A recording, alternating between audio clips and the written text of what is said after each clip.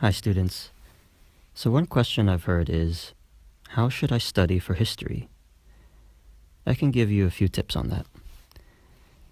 I think the first thing to remember is that me, as a Christian, I am not defined by what I achieve, but by what Jesus has already achieved for me. And that gives me the confidence to do what I do. Okay, moving on.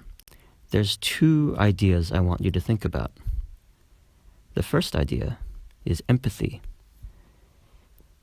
The problem is, when we study, we think of ourselves as 21st century people thinking downward, looking backward at people from the past. But I think this is wrong. We should empathize with them. We should put ourselves on their level. This makes things real. And it helps you to think on their terms and helps you to think in context.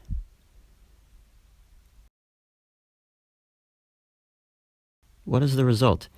This makes things more meaningful for you, and it makes things easier to remember. If you're not thinking backward on a bunch of alien people, but you are putting yourselves in their position and in their shoes. And what is the next concept, the next idea I want us to think about? That is to have a mature opinion. And having empathy actually leads to this. Now, what do I mean by having a mature opinion? So you remember how in class I like to show you a coin. On one side it has a number, but on the other side, the Hong Kong dollar has the flower.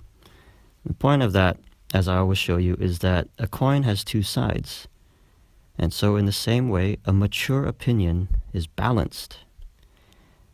Or think of it this way. Whenever you write an argument or you think about an argument, the mature way is to think, on one hand, it's like this, but on the other hand, it's like that. That is a good, mature way to think of an argument. Or if you can get it into your head to think in this way, yes, but, because the best way to think about arguments is to agree that in some ways it's like this, but it's also like that. Now, how do you not write a good argument? If you go 100% for this, or 100% for that, that is a bad argument, because most things in this world are not like that. Most things in this world always have kind of one side, but kind of another side. Now that, in a very simple way, is how I would study history.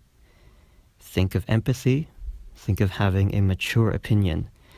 And remember, history is not about 100% this way or 100% that way, and it's not about memorizing lots and lots of facts and vomiting them out onto the page.